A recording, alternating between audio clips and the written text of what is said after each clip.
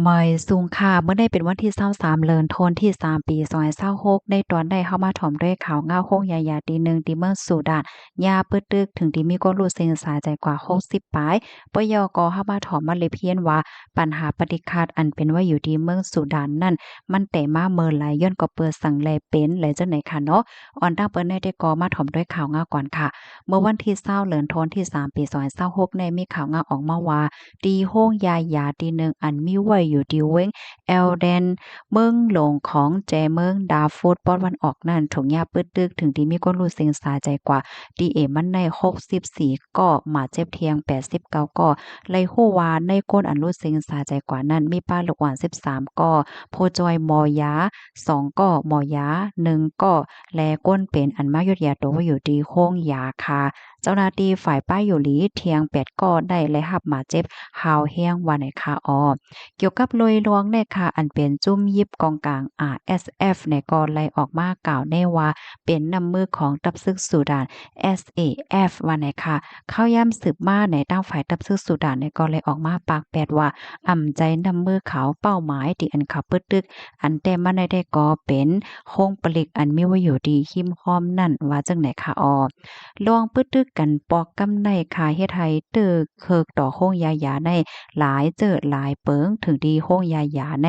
อ่ำจังเปิดยาวในเนาะเพราะว่าโฮ้งยาอ่ำจังเปิดในก็มีพรตุ่มยอดหนังฮาวแห้งต่อก้นหวานก้นเมืองเย็นก็บ่ว่าเพราะว่าก้นยุ่มลีกินหวานก็สำเร็จเลยกว่าหาหมอกว่าโฮ้งยาหยาแน่ค่ะ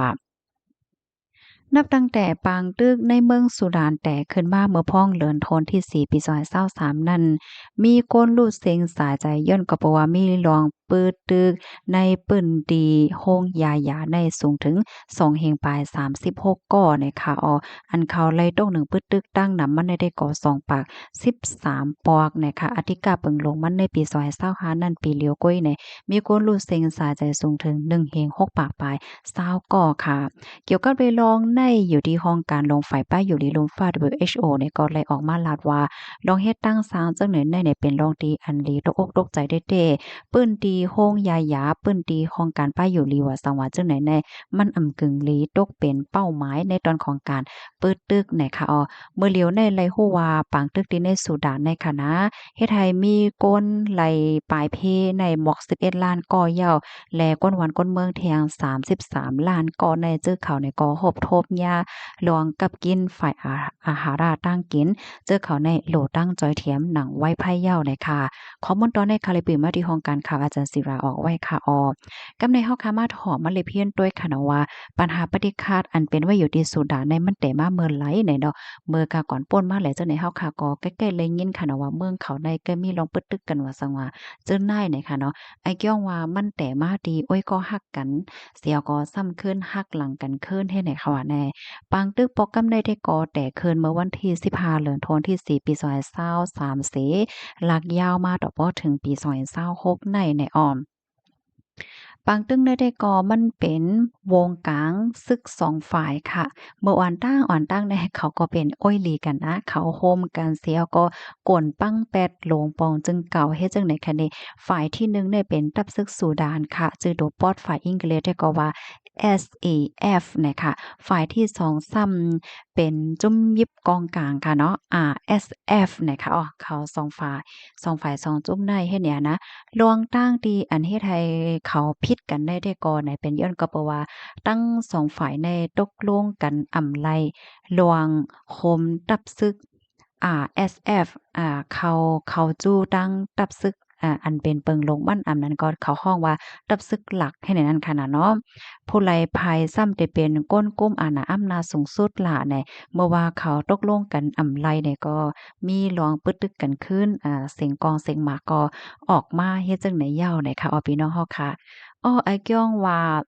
มันแค่มีตีปองความหมายว่าเขามีศึก2ฝ่ายเนาะพี่น้องเนาะเพราะว่าเฮามาถ่อมด้วยในค่ะนะมีศึก2ฝ่ายเสก้อยกะว่าทั้ง2ฝ่ายเนี่ยซ้ำตกลงกันไรเกี่ยวกับเรื่องการโฮมตับศึกกัน อืมมันจังหนังว่าเอาSF เนี่ยมาเข้าโฮมโจมตับซึกหลักอันเป็น SAF ให้เนี่ยเนาะผู้ไร้ภัยมันได้เป็นผู้นำแน่ผู้ไร้ภัยมันได้ยิบอาณาสูงสุดอะแน่ตกลงกันไล่ให้แน่ว่าแน่ กำในมาต้วยแทงตอนที่2ค่ะเนาะย้อนก็เปิดสังแลปังตึกในเตอหาวแห้งมาละเพราะว่าไหนจึงไหนลองปึดตึกกันในมันเกิดขึ้นซ้ำมันเป็นตีอยู่สร้างกินเศร้าก้นวันก้นเมืองค่ะเนาะ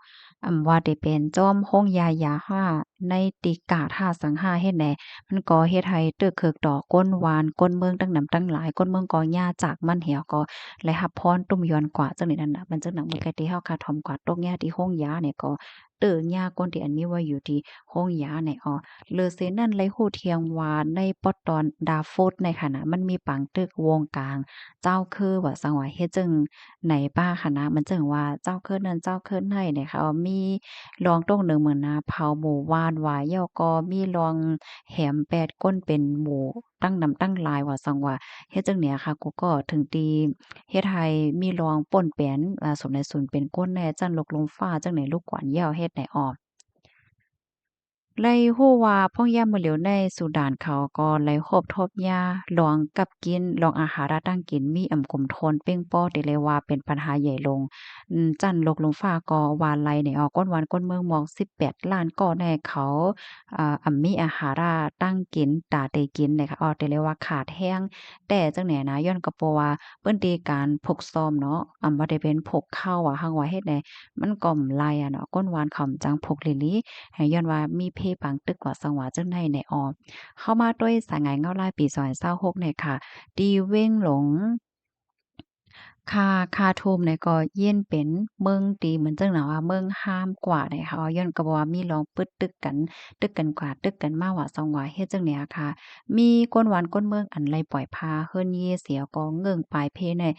10-12ล้านก่อจังไหนลูกกวาดนะคะแต่เรียกว่านำแห้งแต่จังไหนค่ะอ้อจังหนังตีเฮาคาหันข่าวเงาเทียนออกมาเมื่อไกลค่ะนะมันมีลองปึดตึกป้าปื้นตีก้นหวานก้นเมืองอยู่ซางเศร้าเหมือนจังหนังโฮงยาว่ะ สังหวายเฮ็ดจังเนี้ยนะย้อนก็เพราะว่าฝ่ายใดฝ่ายหนึ่งเนี่ยก็เขาก็คัดใจดีๆเตี้ยแปดเหมือนหนังว่าตัดกันจังเนี้ยเนาะตัดอาหาระทางกินตัดรองจอยเทียมตัดหลายเจ้อหลายเปิงเฮ็ดแนวเนาะ ดัดดีอยู่ด้านเศร้าของฝ่ายหนึ่งยาวฝ่ายหนึ่งเฮ็ดเนี่ยโดยที่เขาบ่ได้สนใจอาสาสาใดของก้นหวานก้นเมืองเฮ็ดเนี่ยเพราะว่ามากก็แต่เลยว่าจังหือค่ะในความใต้เฮาค่ะได้เหมือนจังว่าเขาสองฝ่ายเนี่ยเขาก็แม่นกันเนี่ยขิมจิ้งอาหนาอำนาจกันเฮขิมจิ้งพ่อนปางพ่อนหลีกันแล้วก็ขัดใจหย่ากันว่าซังว่าเฮ็ดเดี๋ยวดอกตัดเป็ดเส้นตั้งตาฝ่ายนั้นฝ่ายใดเตไลหลีเตง่ายลมว่าซังว่าเฮ็ดจังได๋โดยที่บ่ได้สนใจว่า ตื้อเคิกดอกก้นเบิ่งจึงหือจึงหายาพองเฮ็ดแนวพี่น้องเฮาค่ะถ่อมข่าวเงาโหดในยาวหันถึงจึงหือพ้องขาดด้วยกว่าด้วยมากก็ห่ำเป็นลองติลิปหลีเข้าใจไว้หนังเก่าในค่ะเนาะเพราะว่าเฮาค่ะมาด้วยในหลกหลมฟ้าหลงในจะเรียกว่าเมืองเฮาก้อยที่มันสุขค่ะเนาะต่างวันต่างเมืองก็สุขป่าเนี่ยค่ะเมืองหลายเสมว่าค่ะเนาะเพราะว่ามันมีหลายหมู่หลายจุ้มว่ามีลองปึดตึกกันขึ้นว่าแม่นกันว่าจังหว่าจังไหนก็ก้นเมืองอะเต้อเนาะเต้อก้นเมืองเฮ็ดแนวนะ ฮับถมยาวหันเถินเจอก็ปันทหารถึงมาเลยค่ะเอาไม่ทรงค่ะ